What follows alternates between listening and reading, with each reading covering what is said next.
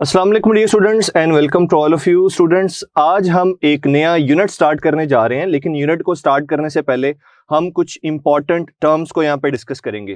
PMC का topic 8 हम start कर रहे हैं, जो कि स्टार्स का यूनिट 3 बनता है और जिसका नाम इलेक्ट्रोमैग्नेटिज्म है। और एंटी टेस्ट के अंदर डियर स्टूडेंट्स इस इलेक्ट्रोमैग्नेटिज्म के टॉपिक से आपको 2 एमसीक्यूज पूछे जा सकते हैं। आइए अब जरा लर्निंग आउटकम्स पे फोकस करते हैं। तो अगर आप पीएमसी का सिलेबस देखेंगे तो उसने सबसे पहले मेंशन किया है कि आप मैग्नेटिक फील्ड के बारे में पढ़िए, ठीक है। फिर नंबर 2 मैग्नेटिक फ्लक्स के बारे में देखें। फिर जहां पे वो एक्सप्लेन करता है वो वहां पे बताता है जी force on a moving charged particle in a uniform magnetic field, जिसमें आप ये रिलेशन पढ़ते हैं F = QVB sin थीटा। अब स्टूडेंट्स यहाँ पे ना कुछ चीजें आपको बताना जरूरी है। देखें, अगर मैं बात करूं force on a moving charged particle in uniform magnetic field, जो आर्टिकल जब आप अपनी टेक्स्ट बुक से पढ़ेंगे तो उसमें पहले वो ये बताता है कि एक लेंथ L का कंडक्टर है, ठीक है जी, करंट कैरिंग कंडक्टर है, उसे एक्सटर्नल मैग्नेटिक फील्ड में रख दिया जाए तो करंट कैरिंग कंडक्टर पर एक्चुअली एक फोर्स लगती है जिसे मैग्नेटिक फोर्स कहते हैं। तो इस आर्टिकल में कहता है कि वो फोर्स एक्चुअली कंडक्टर के ऊपर नहीं लग रही होती, वो कंडक्टर के अंदर जो पार्टिकल्स, जो चार्ज पार्टिकल्स मूव कर रहे होते हैं उनके ऊपर फोर्स लग रही होती है। तो वो आपने देखा कि इस आर्टिकल के अंदर ऑटोमेटिकली वो पहले आर्टिकल की सारी बात क्या होती है, रिवाइज होती है। तो इस वजह से डियर स्टूडेंट्स ये आर्टिकल आप तब तक नहीं कर सकते जब तक आप force on a current carrying conductor in an external magnetic field के टॉपिक को ब्रीफली डिस्कस नहीं करेंगे। अब देखें स्टार्ट में क्या लिखा हुआ है, मैग्नेटिक फील्ड। मैग्नेटिक फील्ड का कॉन्सेप्ट आपके पहले टॉपिक में भी है, ठीक है, जहां पे वो बी के यूनिट्स बताता है, बी को बताता है, इसे मैग्नेटिक इंडक्शन कहते हैं, मैग्नेटिक फ्लक्स डेंसिटी कहते हैं। यानी अब आपको मैं सादा लफ्जों में बताऊं कि इस चैप्टर में आपने क्या पढ़ना है तो उसे जरा नोट कर लीजिएगा। आप इंट्रोडक्शन पढ़ेंगे, ठीक है जी, what is meant by electromagnetism. उसके बाद ये स्टूडेंट्स आप ये डिस्कस करेंगे कि जो एक स्ट्रेट कंडक्टर है, जब इसमें से करंट पास करते हैं तो इसके सराउंडिंग रीजन में मैग्नेटिक फील्ड किस तरह से पैदा होती है, कैसे होती है, उसकी ओरिएंटेशन क्या होती है और वो मैग्नेटिक फील्ड कितने फैक्टर्स पर डिपेंड कर रही होती है। उसके बाद आप पढ़ेंगे जी force on a current carrying conductor in an external magnetic field, ठीक है डियर स्टूडेंट्स। इसके बाद फिर आप मैग्नेटिक फ्लक्स को डिस्कस करेंगे। मैग्नेटिक फ्लक्स के बाद आप चले जाएंगे फिर force on a moving charge particle in external magnetic field, ठीक है डियर स्टूडेंट्स। अब इसी के अंदर ना एक चीज है, मैग्नेटिक फील्ड के अंदर एक चार्ज पार्टिकल को एंटर करें, कब वो सर्कुलर पाथ में मूव करेगा, कब वो स्ट्रेट मूव करेगा, वो कैसे कैसे डिफ्लेक्ट होता है। तो इसी का बेसिकली सब टॉपिक E/m ऑफ इलेक्ट्रॉन बन जाता है। आपको कन्विंस करने के लिए मैं ये बात बताऊंगा, भाई E/m ऑफ एन इलेक्ट्रॉन में हो क्या रहा है, एक सर्टेन रीजन में मैग्नेटिक फील्ड है, इलेक्ट्रॉनिक बीम आती है और इलेक्ट्रॉनिक बीम क्या करती है, सर्कुलर पाथ में मूव करना शुरू कर देती है। क्यों? उसके ऊपर मैग्नेटिक फोर्स लग रही होती है। तो हम E/m के कॉन्सेप्ट को देखेंगे, फिर वेलोसिटी सिलेक्टर के साथ साथ हम लॉरेंट्ज फोर्स को भी इसमें डिस्कस करेंगे।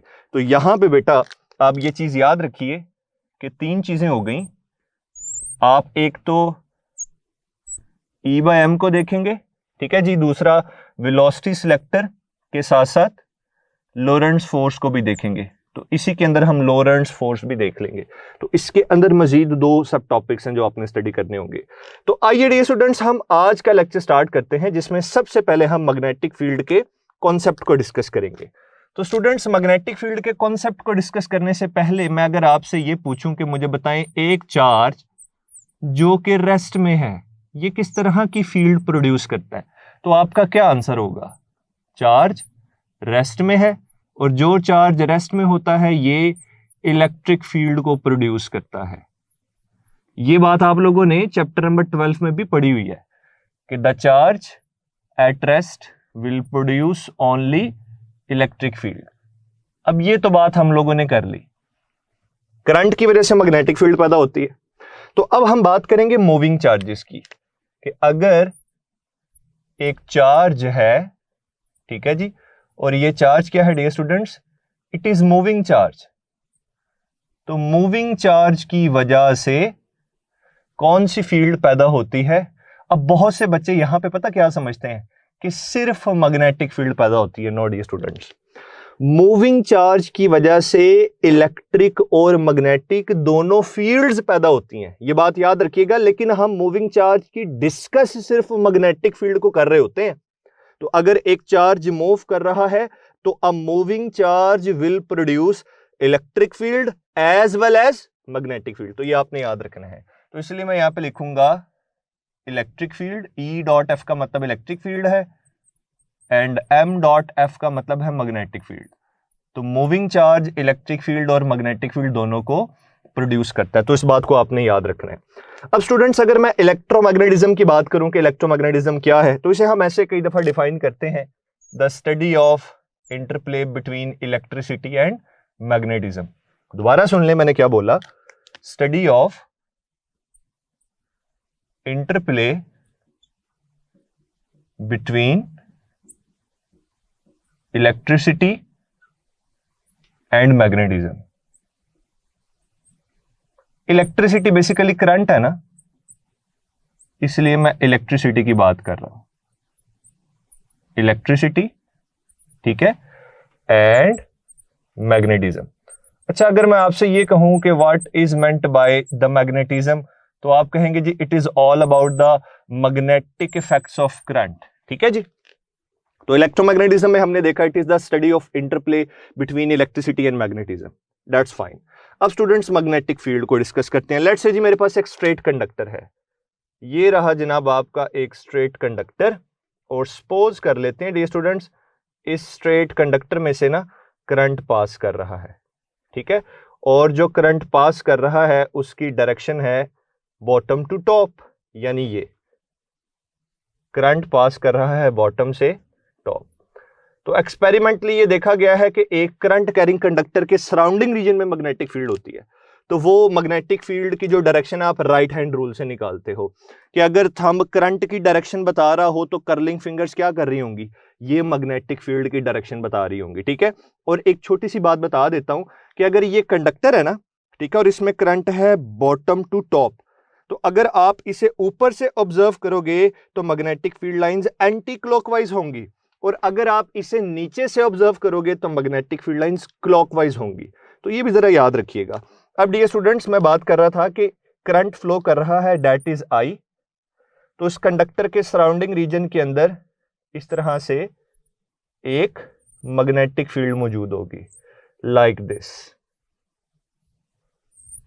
अब स्टूडेंट्स, अगर मैं ये बात करूं कि इस पॉइंट पे जो कि इस करंट कैरिंग कंडक्टर से कितने डिस्टेंस पे है, लेट्स से मैं अगर कंडक्टर के सेंटर से इस पॉइंट तक का डिस्टेंस बताऊं तो ये डिस्टेंस है आर, ठीक है जी, ये डिस्टेंस है आर, और कंडक्टर में से जो करंट पास कर रहा है दैट इज आई, और ये जो कंडक्टर के सराउंडिंग रीजन में आप देख रहे हैं ये है मैग्नेटिक फील्ड, और इसे हम बी से डिनोट करेंगे। तो एक्सपेरिमेंटली ये देखा गया कि ये जो कंडक्टर है इसके सराउंडिंग रीजन में जो मैग्नेटिक फील्ड है it is directly proportional to I, this magnetic field is inversely proportional to the distance. ये देखें, इस पॉइंट पे अगर आप मैग्नेटिक फील्ड की स्ट्रेंथ को ऑब्जर्व करना चाहते हैं तो ये पॉइंट यहां से, मतलब यहां से लेके कंडक्टर तक का जो डिस्टेंस है ये आर है, ठीक है। अगर आप इस पॉइंट को कंडक्टर के करीब लाते जाएंगे डिस्टेंस आर क्या होगा, कम होगा, मैग्नेटिक फील्ड स्ट्रॉन्गर होती जाएगी, और अगर आप कंडक्टर से अवे मूव करते जाएंगे और इस पॉइंट का कंडक्टर से डिस्टेंस बढ़ता चला जाएगा तो मैग्नेटिक फील्ड वीक हो जाएगी। और इसका मतलब यह है कि किसी कंडक्टर से आप जितनी ज्यादा मैग्नीट्यूड का करंट पास करेंगे उसके सराउंडिंग रीजन में उतनी स्ट्रॉन्गर मैग्नेटिक फील्ड प्रोड्यूस होगी एंड वाइस वर्सा। अब इन दोनों प्रोपोर्शनैलिटीज को हम कंबाइन कर लेते हैं तो हमारे पास आएगा B is directly proportional to I over R। अब बेटा यहां पे अगर मैं कांस्टेंट की बात करूं, प्रोपोर्शनैलिटी को इक्वालिटी में लेके आए, तो यहां पे जो कांस्टेंट है that is mu naught over 2 pi, और साथ ये I divided by R as it is multiply हो जाएगा। तो ये एक रिलेशन आ गया डियर स्टूडेंट्स जो कि एक सिंगल कंडक्टर की मैग्नेटिक फील्ड को एक्सप्लेन करता है। R डिस्टेंस है, I करंट है, म्यू नॉट क्या है, it is the permeability of free space, कि फ्री स्पेस अपने अंदर से मैग्नेटिक फील्ड को कितनी आसानी से कंडक्ट होने देती है, ये आसानी है, ठीक है जी। और mu naught permeability of free space, इसके जरा यूनिट्स आप याद रखिएगा और वैल्यू भी, इसके यूनिट्स और वैल्यू ये हैं 4 pi into 10⁻⁻7 weber per ampere per metre. तो इस तरह से डियर स्टूडेंट्स बात पूछी जा सकती है, आप याद रखिएगा। इस कंडक्टर के सराउंडिंग रीजन में मैग्नेटिक फील्ड सिर्फ तब होगी जब इसमें से करंट पास कर रहा है। अगर इसमें से करंट पास नहीं कर रहा तो डियर स्टूडेंट्स इसके सराउंडिंग रीजन में मैग्नेटिक फील्ड भी नहीं होगी। तो इस पॉइंट को आपने याद रखना है। और अगर मैं यहां पे एक मैग्नेटिक फील्ड के सोर्स की बात करूं तो एक करंट कैरिंग कंडक्टर या एक current carrying loop magnetic field का सोर्स है। और जनाब मैग्नेटिक फील्ड का सोर्स क्या हो सकता है? मैग्नेटिक फील्ड का सोर्स हो सकता है डियर स्टूडेंट्स मैग्नेट, ठीक है, बार मैग्नेट की बात कर रहा हूं। तो बार मैग्नेट आप सबने देखा है, मैं जस्ट आपको, क्योंकि सिलेबस के अंदर देखें मैग्नेटिक फील्ड की बात हुई है ना, तो मैग्नेटिक फील्ड की वजह से मैं इसे थोड़ा सा एक्सप्लेन कर रहा हूं। ये एक बार मैग्नेट है, इसकी जो मैग्नेटिक फील्ड है वो कुछ इस तरीके से होती है कि मैग्नेट के सराउंडिंग रीजन में, मैग्नेट के बाहर जो मैग्नेटिक फील्ड की ओरिएंटेशन होती है वो ये होती है नॉर्थ से साउथ, नॉर्थ से साउथ, ठीक है जी। और with in the bar magnet ये स्टूडेंट्स, अभी मैं जरा आपको बताता हूं, पहले ये जरा नोट कर लें, नॉर्थ से साउथ ये मैग्नेटिक फील्ड की डायरेक्शन है आउटसाइड द बार मैग्नेट। और बार मैग्नेट के अंदर जो मैग्नेटिक फील्ड है उसकी डायरेक्शन क्या होगी, ये देखें। अच्छा, ये मैग्नेटिक फील्ड दुनिया की वाहिद फील्ड है जो क्लोज्ड लूप बनाती है। मैं जरा कंपैरिजन देता हूं, सोचें, इलेक्ट्रिक फील्ड क्लोज लूप बनाती है? नहीं। पॉजिटिव चार्ज की आप इलेक्ट्रिक फील्ड को देख लें, नेगेटिव चार्ज की इलेक्ट्रिक फील्ड को देख लें, इलेक्ट्रिक फील्ड कभी भी क्लोज्ड लूप नहीं बनाती है। इसी तरह से अर्थ की ग्रेविटेशनल फील्ड है, वो भी कभी क्लोज लूप नहीं बनाती। लेकिन जो मैग्नेटिक फील्ड है ना, ये हमेशा क्लोज्ड लूप की फॉर्म में होती है। ये देखें, आउटसाइड तो मैंने बता दिया कि नॉर्थ से साउथ है, लेकिन with in the bar magnet के अंदर ये साउथ से नॉर्थ की तरफ ट्रेवल कर रही होती है। ये देखें, यहां से ऐसे आएंगी और इस तरह ट्रेवल कर रही होंगी। तो दो बातें सीखी आपने कि बार मैग्नेट भी मैग्नेटिक फील्ड प्रोड्यूस करता है और उसकी मैग्नेटिक फील्ड का पैटर्न बेसिकली ये है कि आउटसाइड नॉर्थ से साउथ और इनसाइड साउथ से नॉर्थ। अगर इस बार मैग्नेट को आप हीट करेंगे तो इसकी मैग्नेटिक फील्ड वीक होना शुरू हो जाएगी, ये अपनी मैग्नेटिज्म को लूज करना शुरू कर देगा। अब डियर स्टूडेंट्स, यहां पे मैं एक और छोटा सा पॉइंट आप लोगों से डिस्कस करूंगा, वो ये है कि हम जो आर्टिकल अब जरूर डिस्कस करेंगे जिसकी जरूरत हमें यहां पे जाके पड़ेगी, वो आर्टिकल है जी force on a current carrying conductor in an external magnetic field. ठीक है, इतना बड़ा नाम मैं नहीं लिख रहा, मैं जस्ट आपको बता रहा हूं कि हम एक आर्टिकल डिस्कस करने जा रहे हैं जिसका नाम है जी फोर्स ऑन कंडक्टर। ठीक है जी, और इस कंडक्टर में से क्या पास कर रहा है? करंट आई, और ये कंडक्टर एक एक्सटर्नल मैग्नेटिक फील्ड में पड़ा हुआ है। तो आइए डियर स्टूडेंट जरा देखते हैं कि ये आर्टिकल क्या है। तो सपोज कर लें जनाब, एक सर्टेन रीजन के अंदर ना मैग्नेटिक फील्ड कुछ इस तरीके से है, लाइक दिस।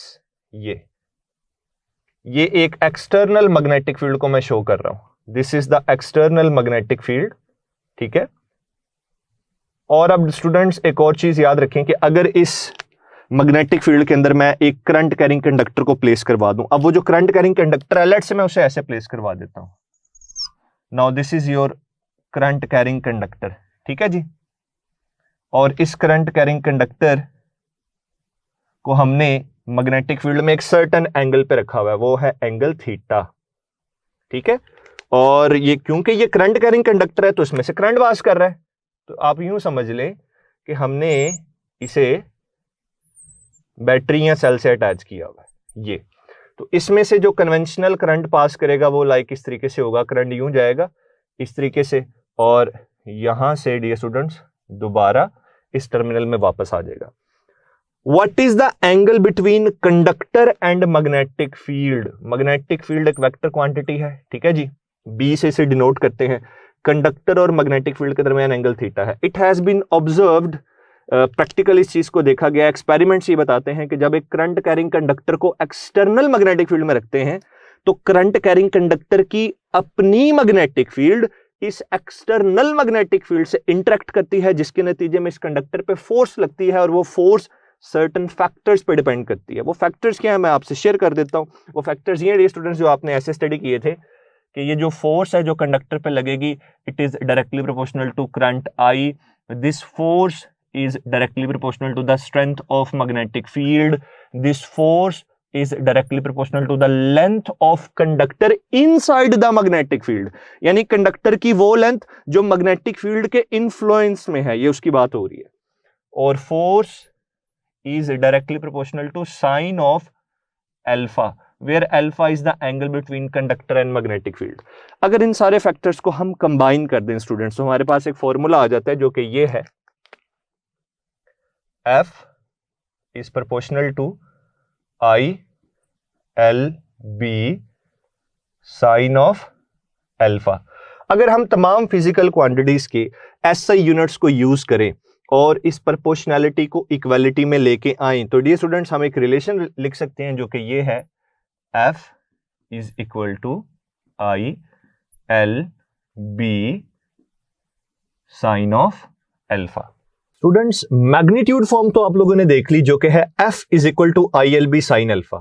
अब इसकी जो वेक्टर फॉर्म है उसे भी आप लोगों ने याद रखना है, तो वेक्टर फॉर्म मैं आपके सामने लिख रहा हूं। वेक्टर फॉर्म है इसकी F is equal to I into L cross B.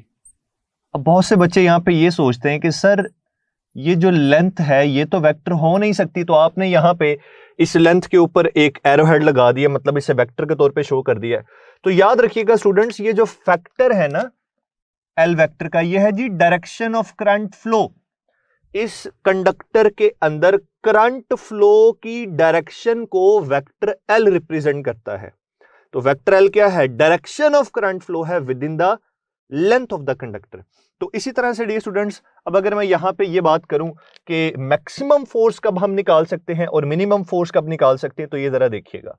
अभी आपको ये नजर आ रहा है कि ये कंडक्टर और मैग्नेटिक फील्ड के दरमियान एंगल थीटा है।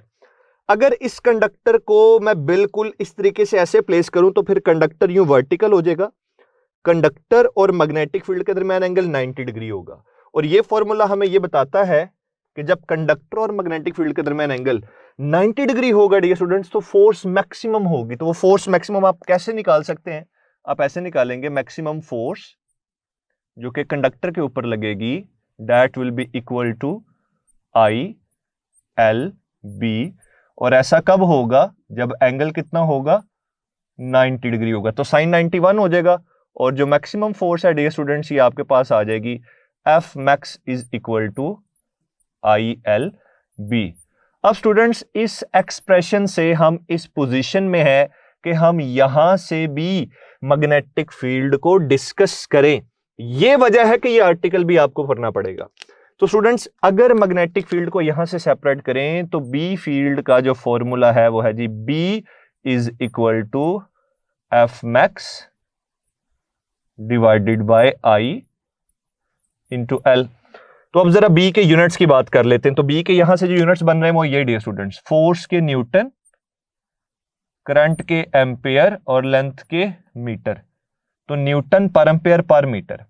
अब newton per ampere per metre tesla के इक्वल होते हैं, जिसे टी से रिप्रेजेंट करते हैं। तो फिर ये बात हमें समझ में आई कि मैग्नेटिक फील्ड के यूनिट्स हैं टेस्ला, और 1 टेस्ला किसके इक्वल है ये भी अब जरा देख लें।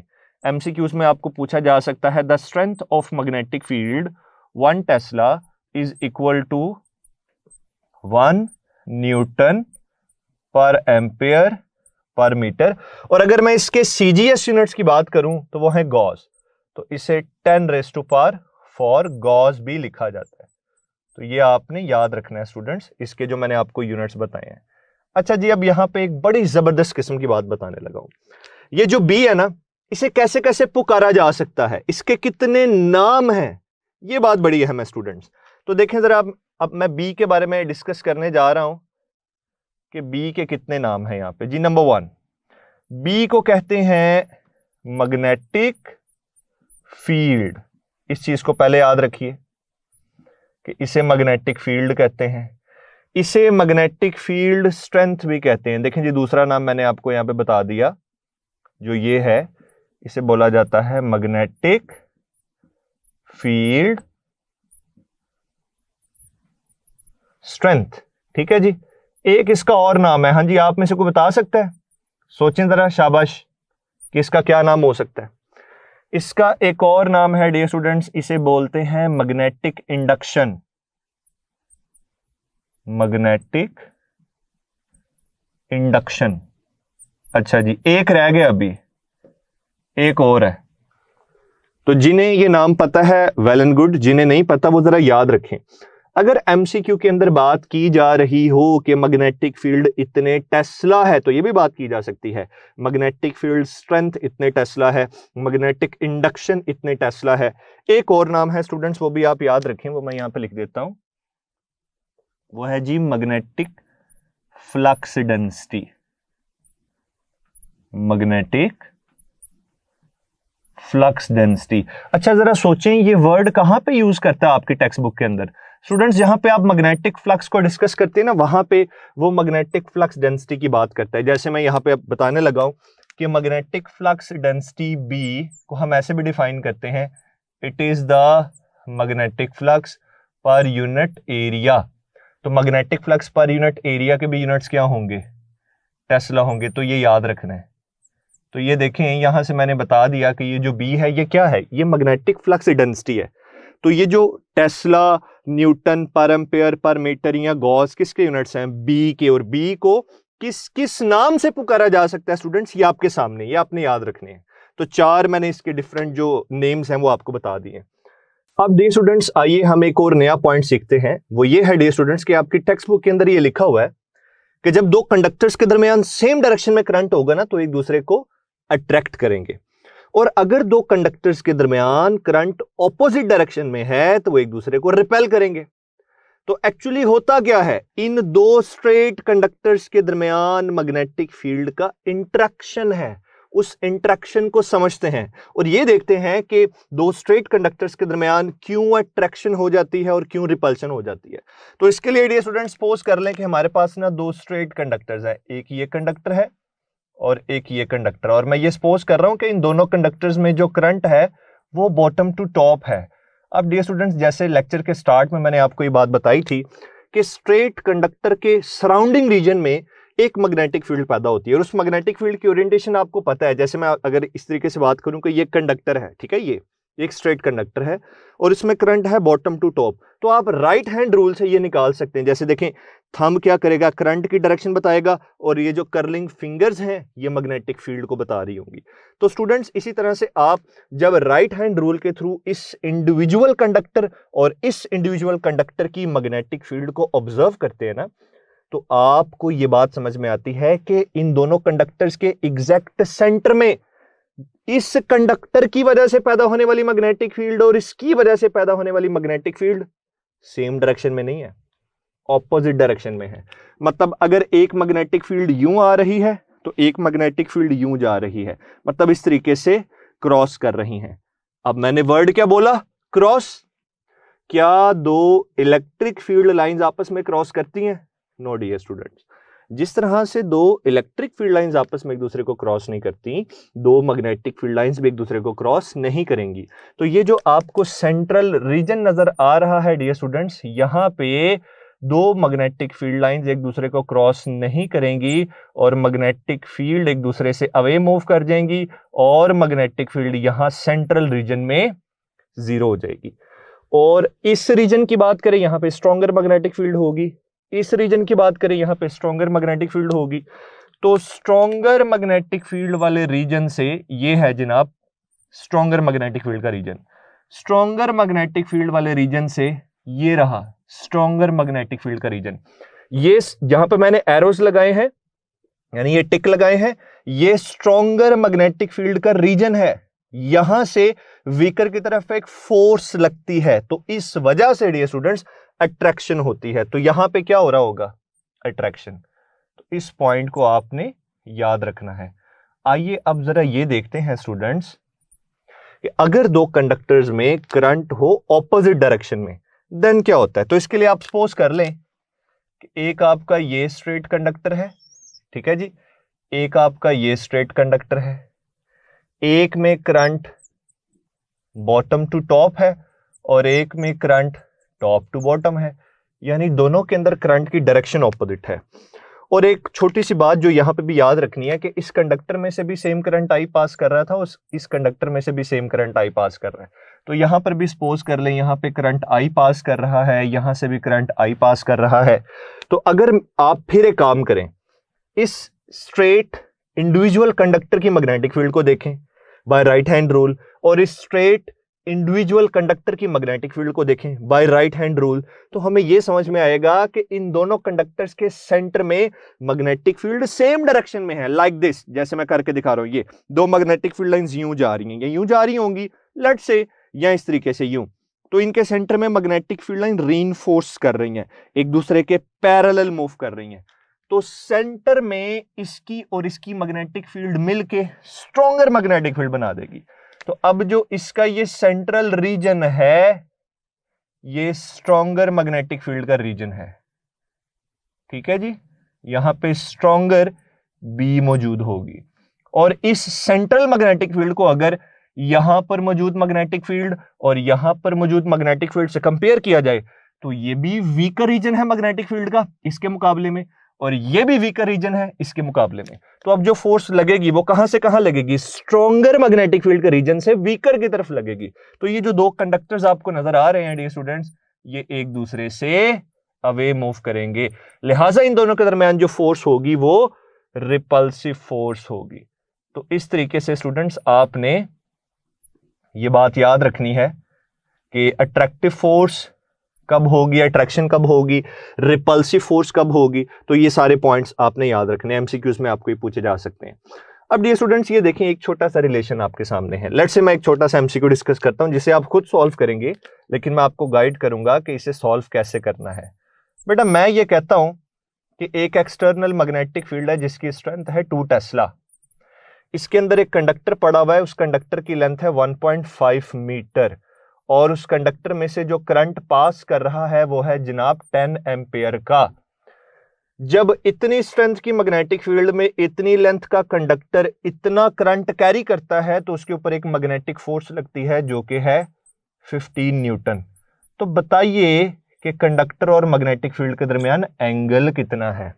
ऑप्शंस मैं नहीं दे रहा, जस्ट आपने ये खुद सॉल्व करना है, इस रिलेशन से सॉल्व करना है। आप कैसे सॉल्व कर सकते हैं, तो डियर स्टूडेंट्स इसे जरा देख लें। देखिए वहां पे आपको साइन अल्फा नजर आ रहा है, ये इसे सेपरेट कर लें, आई एल बी, ये क्या हो रहा है मल्टीप्लाई, ये फोर्स के नीचे क्या हो जाएगा आके डिवाइड। तो मैं इसे यूं लिखूंगा, साइन थीटा कह दें, साइन अल्फा कह दें, कोई फर्क नहीं पड़ता, ये जस्ट एक नोटेशन है। Sine theta is equal to F over I L B. तो नेक्स्ट स्टेप में क्या करेंगे डियर स्टूडेंट्स, आप वैल्यूज को पुट करेंगे। अच्छा जब हम यहाँ पे वैल्यूज को पुट करते हैं तो जरा देखिएगा कि ये चीज क्या बन जाती है। फोर्स कितनी थी, फोर्स है स्टूडेंट्स 15, करंट कितना है, ये है 10, लेंथ कितनी है जी 1.5, जिसे आप 15 डिवाइडेड बाय 10 लिखेंगे, वो 10 ऊपर आ जाएगा ये न्यूमरेटर में, और यहाँ पे 15 आ जाएगा। और डियर स्टूडेंट्स मैग्नेटिक फील्ड कितनी है, ये है 2, ठीक है जी। तो ये साफ नजर आ रहा है, 10 को 10 से कैंसिल कर दें, 15 को आप 15 से कैंसिल कर दें, और स्टूडेंट्स दूसरी तरफ आपको यहां पे मिल जाएगा साइन थीटा। अब इधर क्या रह गया 1/2, तो ये बनेगा theta is equal to sine inverse of 1/2। तो साइन किस एंगल पे 1/2 वैल्यू देता है, दैट इज 30 डिग्री। तो पता चला स्टूडेंट्स कि अगर यहां से आप एंगल कैलकुलेट करेंगे इस एमसीक्यू के लिए, तो वो एंगल है 30 डिग्री। तो डियर स्टूडेंट्स इस तरह के आपको क्वेश्चंस पूछे जा सकते हैं। डियर स्टूडेंट्स अब हम जो आर्टिकल स्टार्ट करने जा रहे हैं उसका नाम है मैग्नेटिक फ्लक्स। मैग्नेटिक फ्लक्स की डेफिनेशन कुछ यूं है जो आप लोगों ने एफएससी में पढ़ी थी कि the number of magnetic field lines passing through certain area is known as magnetic flux. इस तरीके से यहां पे से कहते थे कि इट इज द स्केलर और dot product of magnetic field and vector area. लेकिन इसका एक फिजिकल मीनिंग भी है, वो भी समझ लें। सपोज करें जनाब आपके पास एक एरिया है, अगर उस एरिया में मैग्नेटिक फील्ड का फ्लो ज्यादा है तो आप कहेंगे उस एरिया से पास करने वाला फ्लक्स ज्यादा है, ठीक है जी।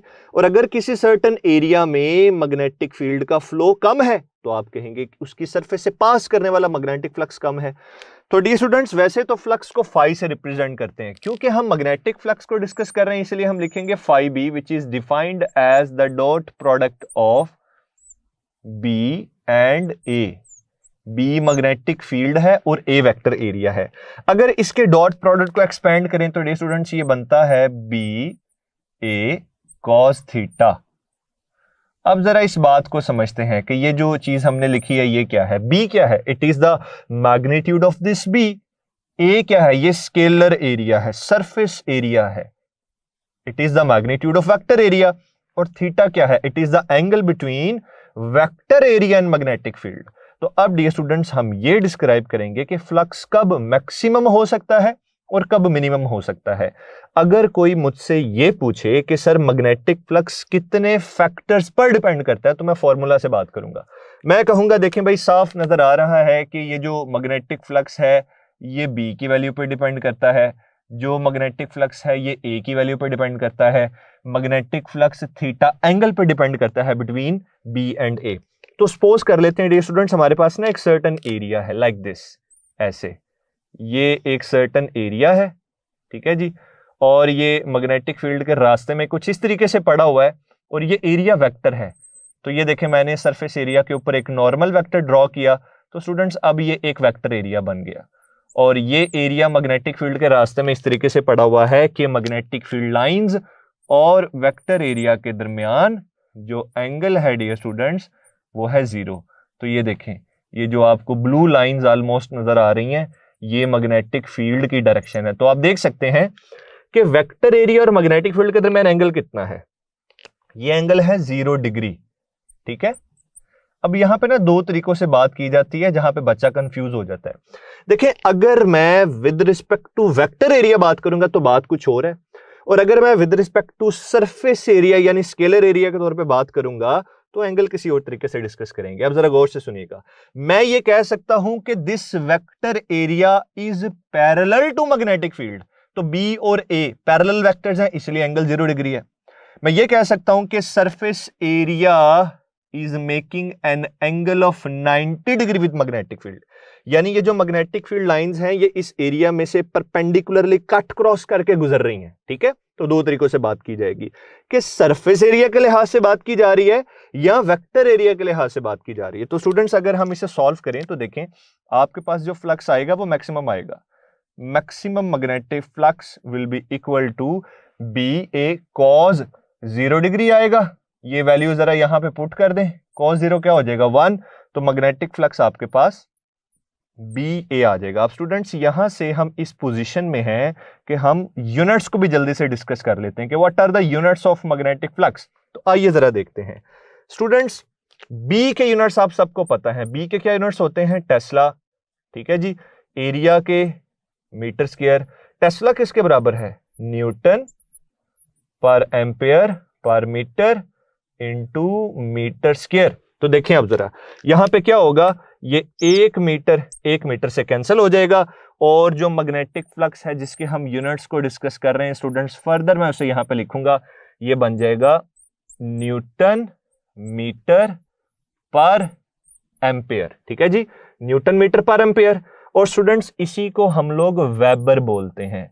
तो मैग्नेटिक फ्लक्स के जो एसआई यूनिट्स हैं वो हैं वेबर, और 1 वेबर किसके बराबर है? Newton metre per ampere. लेकिन just hold on dear students, यहां पे एक और चीज हमने समझनी है।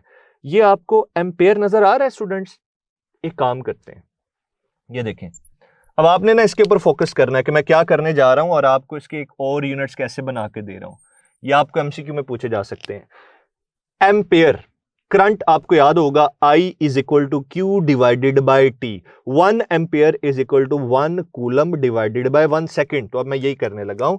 ऊपर देखें newton metre as it is, ampere की जगह मैं लिखूंगा coulomb divided by second. Second ऊपर आ जाएगा, तो स्टूडेंट्स ये बनेगा न्यूटन, ठीक है जी, metre second divided by coulomb. अब स्टूडेंट्स मुझे एक बात तो बताएं, चैप्टर नंबर 12 में इलेक्ट्रोस्टैटिक्स में आपने पढ़ा था electric field as potential gradient, जहां पे आपने पढ़ा था E is equal to minus delta V over delta R, यानी इलेक्ट्रिक फील्ड इंटेंसिटी के आप लोगों ने यूनिट्स पढ़े थे वोल्ट पर मीटर, और आप ये बात जानते हैं कि वोल्ट पर मीटर किसके बराबर होता है, न्यूटन पर कूलम। अब आपको यहां पे न्यूटन पर कूलम नजर आ रहा है, अब इसकी जगह मैं क्या लिखूंगा, इसकी जगह ये देखें मैं यहां पे लिखूंगा न्यूटन पर कूलम की जगह मैं लिखूंगा वोल्ट पर मीटर, ठीक है। आगे क्या आ जाएगा, मीटर, और साथ क्या आ जाएगा, सेकंड। तो डियर स्टूडेंट्स आपको नजर आ रहा है कि मीटर मीटर से कैंसिल हो जाएगा और मैग्नेटिक फ्लक्स के एक नए यूनिट्स आपके पास आ गए जो कि हैं वोल्ट सेकंड। तो अब जरा दोबारा जरा देखिएगा, मैग्नेटिक फ्लक्स का एक मैंने यूनिट आपको बताया न्यूटन मीटर पर एम्पियर, जो किसके बराबर है, वेबर के बराबर है। एक ये यूनिट है और एक मैंने आपको बताया वोल्ट सेकंड। तो 1 2 3 ये 3 यूनिट्स आप लोगों ने याद रखने हैं। डियर स्टूडेंट्स अब सीजीएस यूनिट की भी बात कर लेते हैं। देखें इसका जो एसआई यूनिट है वो तो वेबर है जो कि न्यूटन मीटर पर एम्पियर के इक्वल है। तो अब 1 वेबर 10⁸ मैक्सवेल के बराबर होता है। अब मैक्सवेल क्या है, it is the CGS unit of magnetic flux. तो इस इंफॉर्मेशन को भी जरा आप नोट कर लें, जो ये है 1 weber is equal to 10⁸ maxwell. और मैक्सवेल क्या है, it is the CGS unit of magnetic flux. तो इसे आप याद रखिएगा। अब स्टूडेंट्स ये देखिए मैंने मैक्सिमम फ्लक्स की तो बात कर ली, अब ये देखते हैं कि फ्लक्स मिनिमम कब होता है। तो मिनिमम फ्लक्स को आप ऐसे डिस्क्राइब करें, लेट्स से मैं कहता हूं जी ये एक सर्टेन एरिया है और ये एरिया मैग्नेटिक फील्ड के रास्ते में कुछ इस तरीके से पड़ा हुआ है। अब इसे वेक्टर एरिया बनाना है तो इस तरीके से आप इसके ऊपर एक नॉर्मल वेक्टर ड्रॉ कर दोगे। और मैं आपसे ये बात कर रहा हूं कि ये जो एरिया है ये मैग्नेटिक फील्ड के रास्ते में इस तरीके से हमने रखा हुआ है, या ये इस तरीके से ओरिएंटेड है कि जो मैग्नेटिक फील्ड लाइंस हैं डियर स्टूडेंट्स, उसके साथ जो एंगल बन रहा है वो कितना है, वो 90 डिग्री है। लेकिन एंगल किसके दरमियान है, बी और वेक्टर एरिया के दरमियान। ये आपको एंगल नजर आ रहा है, कितना एंगल, 90 डिग्री है। तो स्टूडेंट्स देखते हैं कि अब फ्लक्स क्या होगा। तो फ्लक्स को हम कैसे लिखते हैं, हम फ्लक्स को ऐसे लिखेंगे phi B is equal to B, ये फ्लक्स मिनिमम होगा, ठीक है। ए आगे क्या आ जाएगा, कॉज, ये क्या आ जाएगा 90, ठीक हो गया जी। कॉज 90 क्या होता है, 0। तो डियर स्टूडेंट्स पता चला कि जो मैग्नेटिक फ्लक्स है इस केस में क्या हो जाएगा, 0 हो जाएगा। अब स्टूडेंट्स एक छोटा सा पॉइंट मैं आपको समझाना चाहता हूं। मैंने आपको बता दिया कि मिनिमम फ्लक्स क्या कब होगा और मैक्सिमम फ्लक्स कब होगा। एक बात जो कि आपको एमसीक्यूज में पूछी जा सकती है उसे मैं इस तरीके से एक्सप्लेन करने जा रहा हूं कि वो आपका एंटी टेस्ट का एक पॉइंट बन जाए, जिसे आप अपनी टेक्स्ट बुक के अंदर या जिसे आप अपनी नोट्स के अंदर ऐड कर सकते हैं। तो स्टूडेंट्स जरा देखिएगा, वो पॉइंट ये है, लेट से मैं कहता हूं कि ये एक एरिया है, ठीक है जी, सर्टन, और इसे सपोज कर लेते हैं कि ये हमारे पास वेक्टर एरिया है, ओके हो गया। और स्टूडेंट्स मैं कहता हूं कि ये है वेक्टर एरिया। बात को बेटा जरा गौर से समझिएगा कि मैं क्या समझाने लगा हूं आपको। अच्छा पहले मैं सपोज करता हूं कि इस वेक्टर एरिया में मैग्नेटिक फील्ड का फ्लो इस तरीके से है। ये देखें फ्लो डिस्कस करते हैं। लेट्स से जी ये है जी फ्लो मैग्नेटिक फील्ड का, लाइक दिस, ठीक है। तो अगर मैं आप लोगों से पूछूं बेटा जल्दी से मुझे ये बता दें कि फ्लक्स क्या होगा, तो आप कहेंगे सर फ्लक्स बताना कौन सी मुश्किल बात है। आप देखें कि वेक्टर एरिया और मैग्नेटिक फील्ड के दरमियान एंगल 0 डिग्री है।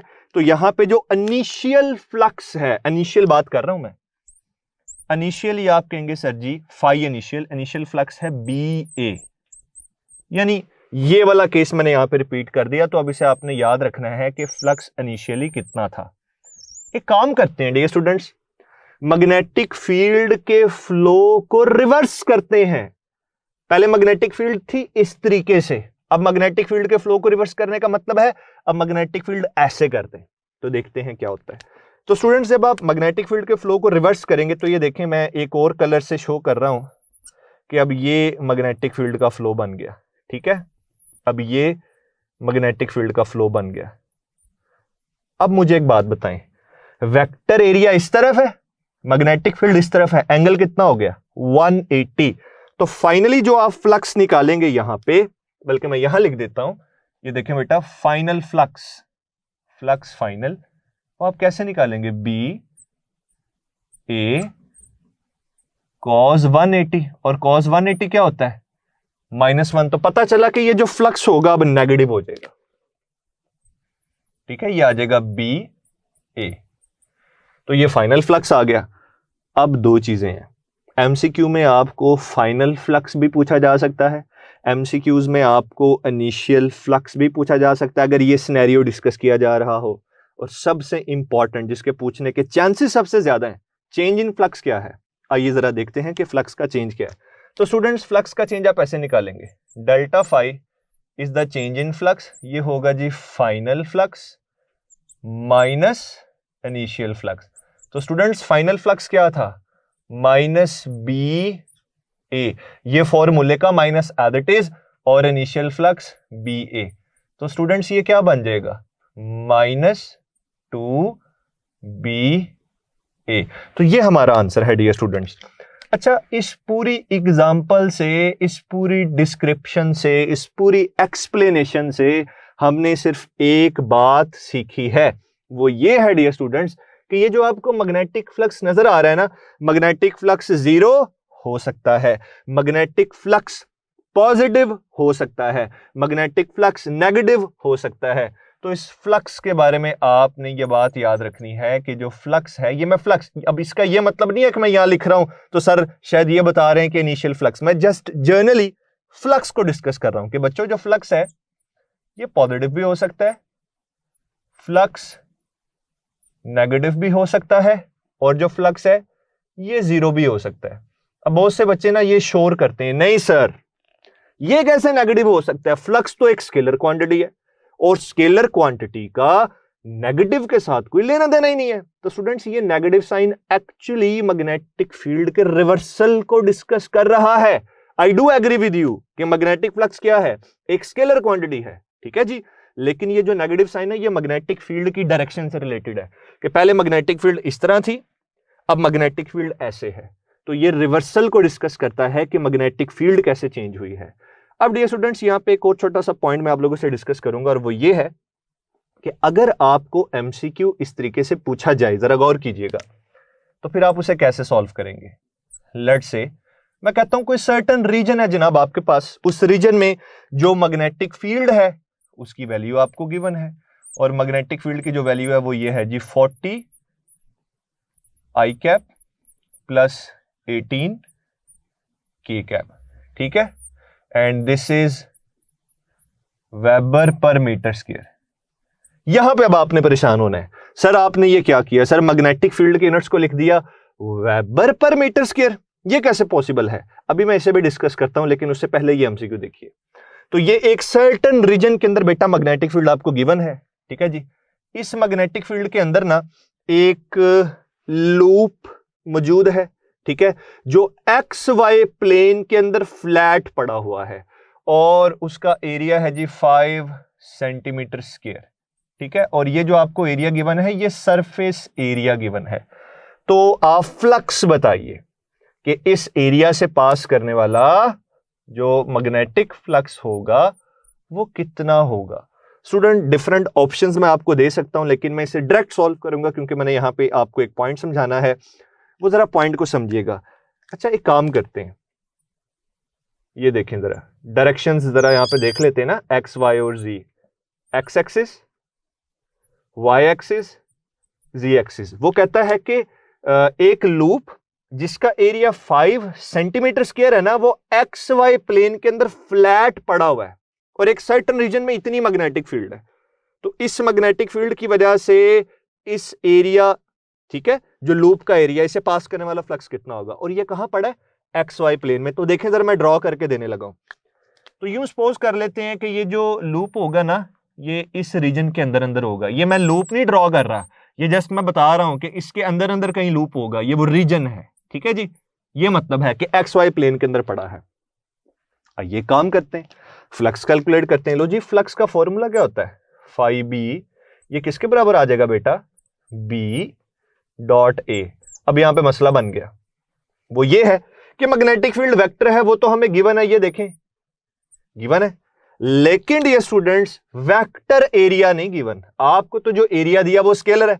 तो अब क्या करेंगे, इस एक्स वाई प्लेन के अंदर ये जो एरिया फ्लैट पड़ा हुआ है इस पे नॉर्मल वेक्टर ड्रॉ करेंगे। करें जनाब नॉर्मल वेक्टर ड्रॉ।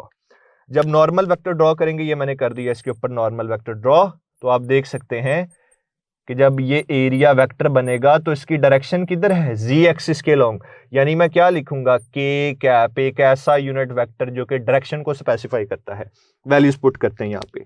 तो स्टूडेंट्स देखिए फर्दर नेक्स्ट स्टेप में मैं क्या लिखूंगा, मैं लिखूंगा जनाब मैग्नेटिक फ्लक्स, ठीक है।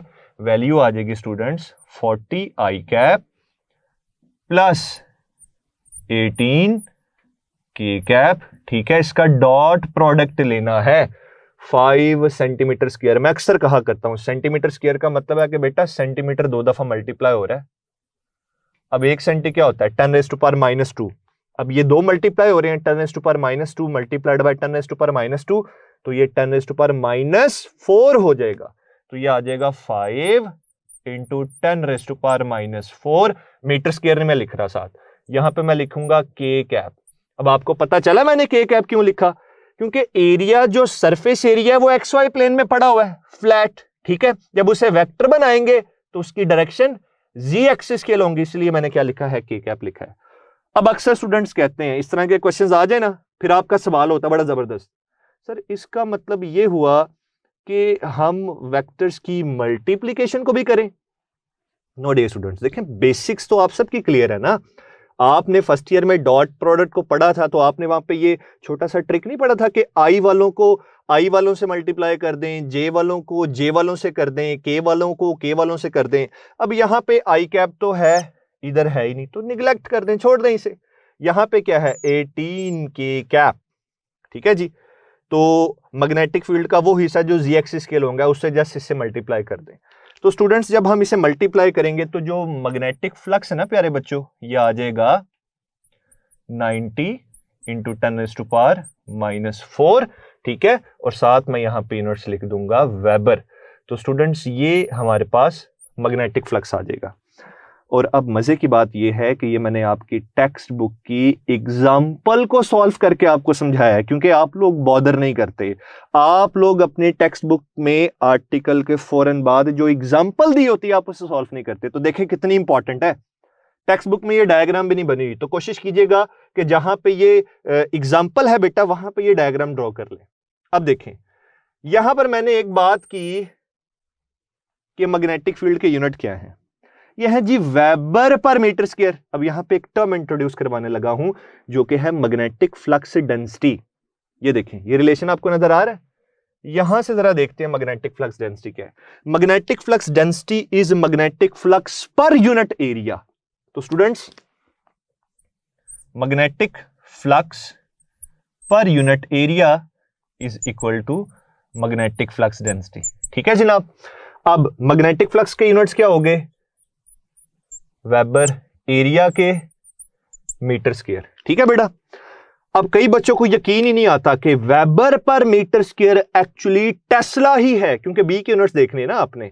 तो स्टूडेंट्स वेबर किसके बराबर है, वेबर बराबर है जनाब न्यूटन मीटर पर एम्पेयर। तो वेबर की जगह newton metre per ampere put करें, डिनोमिनेटर में मीटर स्क्वायर है। आप इसे सॉल्व करेंगे तो डियर स्टूडेंट्स ये अगेन टेस्ला बन जाएगा, यानी 1 newton per ampere per metre. तो इस चीज को आपने याद रखना है। तो इस बी को मैग्नेटिक फ्लक्स डेंसिटी भी कहते हैं। और खुदारा याद रखना है मैग्नेटिक फ्लक्स स्केलर है, magnetic flux density B vector है। तो इस तरह से डियर स्टूडेंट्स मैग्नेटिक फ्लक्स से आपको बिल्कुल सिंपल और कॉन्सेप्ट बेस्ड एमसीक्यूज पूछे जाएंगे। तो डियर स्टूडेंट्स ये आज का हमारा लेक्चर था। इसे टेक्स्ट बुक से अच्छे तरीके से पढ़िए, और अगर आप कोई भी डिफिकल्टी फेस करते हैं, कोई भी कॉन्सेप्ट को डिस्कस करना चाहते हैं, तो डियर स्टूडेंट्स जरूर क्वेश्चन को पूछिए। तो अपना ख्याल रखिएगा। Thank you so much dear students and अल्लाह हाफिज।